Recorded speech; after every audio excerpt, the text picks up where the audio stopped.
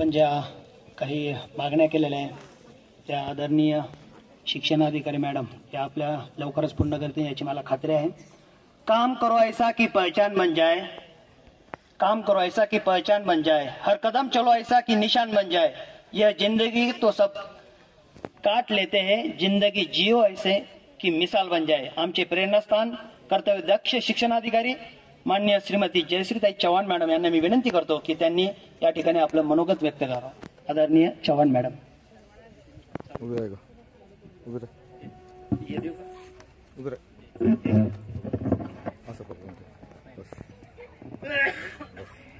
सर्वांना नमस्कार। विद्यार्थी नमस्कार नमस्कार नमस्कार। Very good. सर्वांना नमस्कार। विद्येची आराध्य दैवत माता सरस्वती ज्यांच्यामुळे मी उभी आहे किंवा हे सर्व मुली आज शिक्षण घेतात अशा सावित्रीबाई फुले यांच्या प्रतिमेला वंदून बीडस्तरीय आपल्या आज क्रीडा महोत्सवाला आजपासून सुरुवात होते आहे। पालक स्पर्धा हा जो विषय होता हा माननीय मुख्य कार्यकारी अधिकारी यांच्या संकल्पनेतून मागच्या वर्षीपासून त्याला सुरुवात झालेली होती। माननीय भोकरे साहेबांना हे सांगू इच्छिते कारण आपण दरवर्षी विद्यार्थ्यांच्या आपण स्पर्धा घेतो। नोव्हेंबर डिसेंबर महिन्यात सुरू झाला की सगळीकडे स्पर्धेचं वारं सुरू होतं किंवा क्रीडा स्पर्धेचं वारं सुरू होत असतं। मागच्या वेळी असंच बसलेले असताना माननीय सीओ साहेबांनी एक संकल्पना सुचवली की आपण पालकांची स्पर्धा करूया, पालकांची स्पर्धा ठेवूया। त्यावेळेस मला कळालं नाही पण नंतर आता कळत आहे की एक शाळेचा आणि पालकांचा सहसंबंध कसा यावा की ज्या योग्य पालक या ठिकाणी यावेत, शाळेमध्ये यावेत, शाळा कशी चालते, आपला विद्यार्थी आपला पाल्य कुठे आहे बघता यावं। त्याचप्रमाणे जीवनाच्या दैनंदिन जीवन एकदा आपलं जे गृहस्थाश्रमामध्ये गेल्यानंतर संसार मुलांच्या ज्या अडचणी असतील त्या निवारण करणं किंवा आपली दैनंदिन कामं करणं यामध्ये तुम्ही आणि किंवा मी हा गुरफटलेला असतो। आपल्या खासगी ज्या प्रायव्हेट शाळा असतात, इंग्लिश मिडियमच्या शाळा असतात, सीबीएसई शाळा असतात, त्या ठिकाणी वेगवेगळे प्रोग्राम्स असतात, पालकांना त्या ठिकाणी बोल जातं। पण ग्रामीण भागातला पालक हा क्वचितचा शाळेमध्ये जातो। पालक सभा जेव्हा असते, शाळा व्यवस्थापन समितीची मीटिंग असते, त्यालाही फारसा कमी प्रतिसाद या ठिकाणी मिळतो। आणि ह्या दृष्टिकोनातून कुठे ना कुठे ग्रामीण भागातला पालक हा शाळेत आला पाहिजे, मैदानावर आला पाहिजे। 21 वर्षापासून मैदानाचा खेळाचा संबंध नसतो, कुठे ना कुठे ते खेळले पाहिजे, आपल्यातली ऊर्जा बाहेर काढली पाहिजे, हा त्या पाठीमागचा हेतू होता। मला वाटतं परवाच तुमच्या एक व्हिडिओ तुमच्या बीओनी माझ्या ग्रुपवर टाकलेला होता की एक महिला प्रतिक्रिया देत होती की मी घरामध्ये केव्हा पळायचे, फक्त दूध ओतू जात असेल, गॅसवरचं दूध ओतू जात असेल त्यावेळेस मला पळावं लागायचं। किंवा आपल्या महिलांना तेच आहे, गॅसवर भाजी ठेवलेली असेल किंवा दूध असेल, भाजी करपत असेल, यावेळेस आपण पळत जायचो। याचा उपयोग मला या ग्राउंडवर झाला। 20-25 वर्षापासून आम्ही बाहेर निघाले नव्हतो आणि आम्ही आता बाहेर निघालेलो आहोत। एक मन हलकं होण्यासाठी हा एक प्रयत्न आमच्या जिल्हा परिषदेने केलेला आहे। आम्हाला वाटला नव्हता की तो सक्सेस होईल।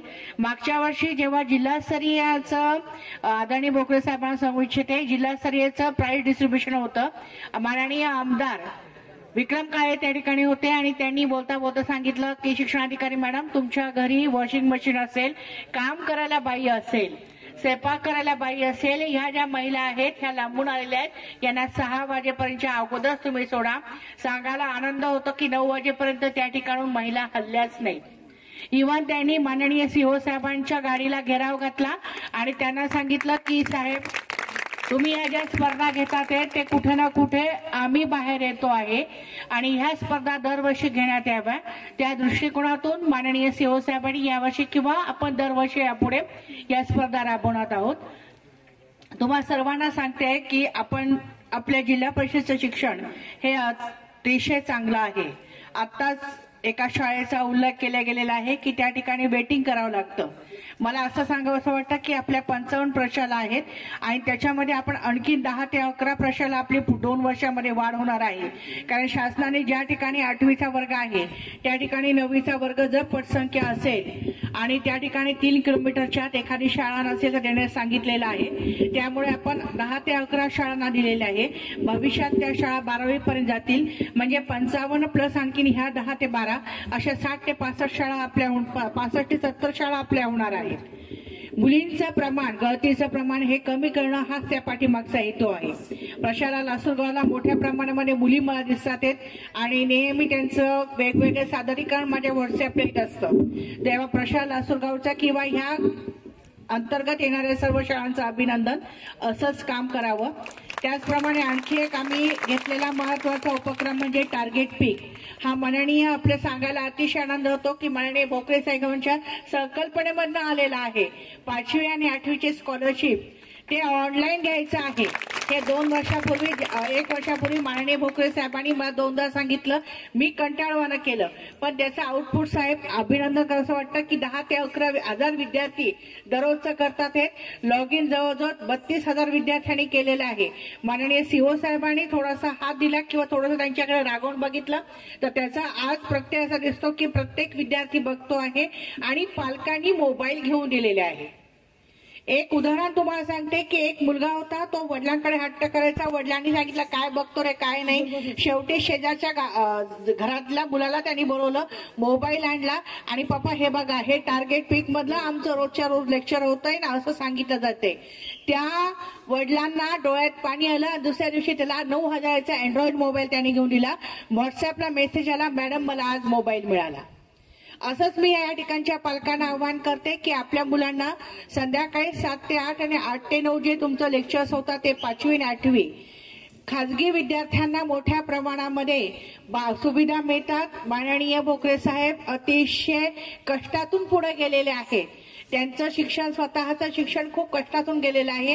कुठं ना कुठं तन्मयता होती. त्यामुळे त्यांनी सांगितलं मॅडम आपण जिल्हा परिषदला हे करूया आणि तुमच्यासाठी आम्ही हा प्रयत्न करतो आहे. तर सर्व पालकांना माझं आव्हान या ठिकाणी आहे की आपण आपल्या मुलाला मोबाईल उपलब्ध करून द्यावा, ज्या योग्य मुलं हे लेक्चर्स पाहतील. आणि आत्ताच सांगितलेलं आहे की NMS मध्ये 140 ते 150 विद्यार्थी हे वैजापूर तालुक्याचे असतील. निश्चितच मला वाटतं सर रोज ऑफलाईन त्यांचे क्लासेस घेतात. रोज त्यांचा स्टेटस मी बघते की ऑफलाईन क्लासेस सकाळी असतात. इव्हन सुट्टीच्या दिवशी सुद्धा त्यांची NMSची क्लासेस असतात. तर तुमच्या कार्याला सलाम. असंच काम तुम्ही सर्व शिक्षकांनी करावं. पालकांना एवढं आव्हान की आपला विद्यार्थी प्रगती होणं अत्यंत आवश्यक आहे.